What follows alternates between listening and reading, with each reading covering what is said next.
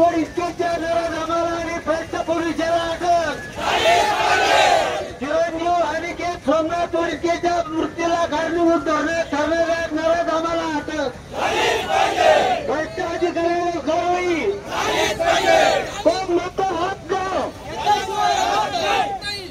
सगळ्यांनी खाली बसून घ्या. आलेल्या सर्व माता भगिनींना विनंती आहे, आपण सर्वांनी खाली स्थानापन्न कौतुक करण्यात येत आहे. आणि हा चाललेल्या दडपशाहीचा कारभार प्रशासनाविरुद्ध आपण जागवण्याकरता आपण या ठिकाणी उपस्थित झालेलो आहोत.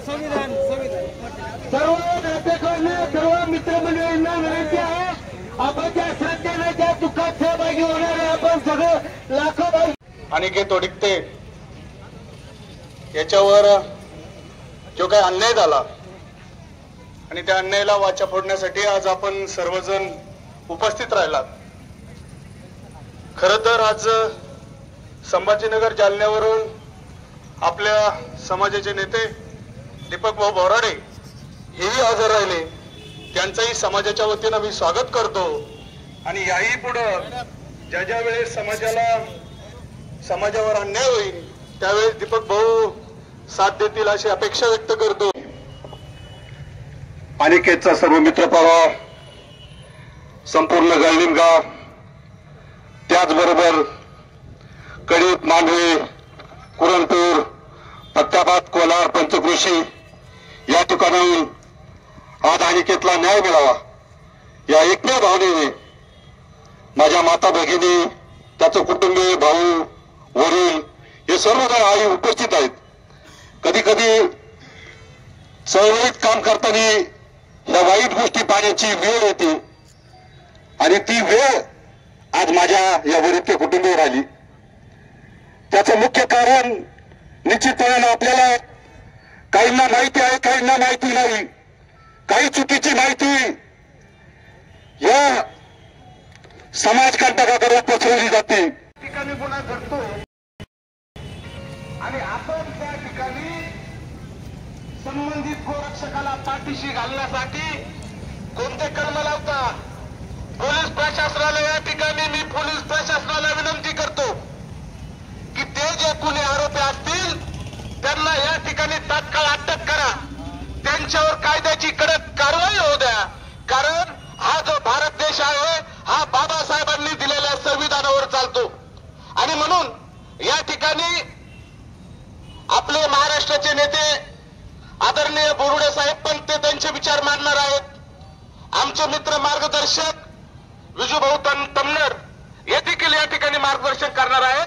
तर मी या ठिकाणी वंचित बहुजन आघाडीच्या वतीने आमच्या अनिकेत भाऊ वडकितेंना या ठिकाणी जाहीर श्रद्धांजली अर्पण करतो आणि या पोलीस प्रशासनाचा या ठिकाणी जाहीर निषेध करतो.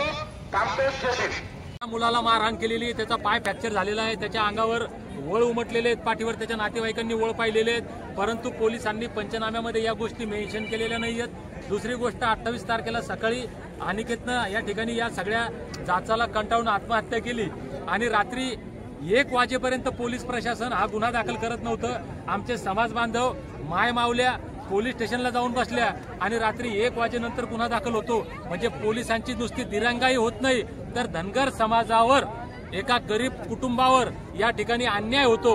म्हणून पोलीस प्रशासन सुद्धा यात फार मोठ्या प्रमाणात दोषी आहे. या दोषी पोलिसांची तक्रार करण्यासाठी आम्ही स्वतः आता पोलीस अधीक्षक अहिल्यानगर यांना भेटायला जाणार आहोत. कार्य का तुम्ही पोलिसांना किती दिवसाचा अल्टिमेटम दिलाय आणि ते जर झालं नाही तर तुमची पुढची काय म्हणजे दिशा काय? आमचं तेच म्हणणं आहे, जे आता अनिकेतचे वडील या ठिकाणी अनिकेतचा चुलत भाऊ फिर्यादी आहे, ज्यानं काल जे सांगितलं ते पोलिसांनी लिहिलेलंच नाहीये. आता आम्ही या ठिकाणी डीवायएसपी साहेबांशी बोललो, ते म्हटले की पुरवणी जबाब मी घेतो. आम्ही त्यांना सांगितलंय की याचा पुरवणी जबाब तो जो सांगतो, मैताचे वडील, मैताचा भाऊ ज्या भाषेत ज्या शब्दात सांगेल त्या शब्दात पोलिसांनी रिपोर्ट घेतला पाहिजे. जे जे दोषी आहेत त्यांच्यावर कारवाई केली पाहिजे. 24 तासाच्या आत या सगळ्या नराधमांना अटक करून लॉकअपमध्ये टाकलं पाहिजे. नाहीतर 24 तासानंतर राज्यभर आम्ही काय करू याला जबाबदार हे शासन राहील. थँक्यू. सगळे 1 मिनिट बोला. Okay start. आज या ठिकाणी अनिकेत वडितके नावाचा आमचा 18 वर्षाचा तरुण इथल्या समाजकंटकांच्या, धर्मांधांच्या आणि काही नीतिभ्रष्ट पोलीस प्रशासनाच्या या जाचाला कंटाळून त्यांना आपलं जीवन संपवलंय.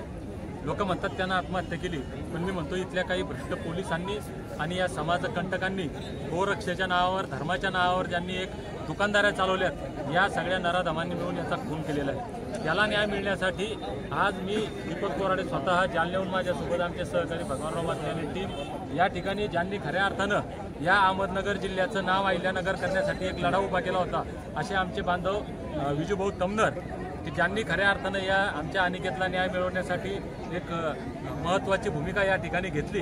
या सर्वांच्या माध्यमातून आम्ही इथं आलो. आज अनिकेतचे वडील या ठिकाणी आमच्यासोबत आहेत.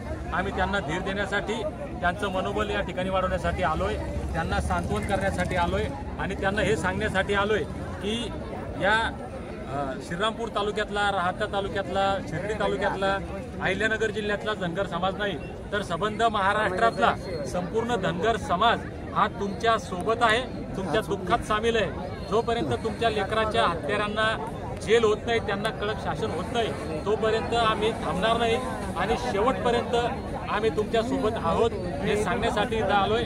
आम्ही पोलीस प्रशासनाला आता इथं या गावामध्ये फार मोठ्या प्रमाणामध्ये रास्ता रोको झालाय, आपण पाहिलाय. आम्ही इथल्या अहिल्यानगरच्या प्रशासनाला सुद्धा ही एक प्रकारे इशारा आहे की आज आम्ही छोट्या प्रमाणात लोक या ठिकाणी जमलो तरी मोठ्या प्रमाणात रास्ता रोको झालेला आहे. जर आम्ही आता इथून SP साहेबांना भेटायला जाणार आहे, 24 तासाच्या आत जर कारवाई आम्हाला पाहिजे ती झाली नाही तर इथून पुढे हे आंदोलन वाढत जाईल आणि याची जबाबदारी सर्वस्वी या प्रशासनाची, या सरकारची राहील.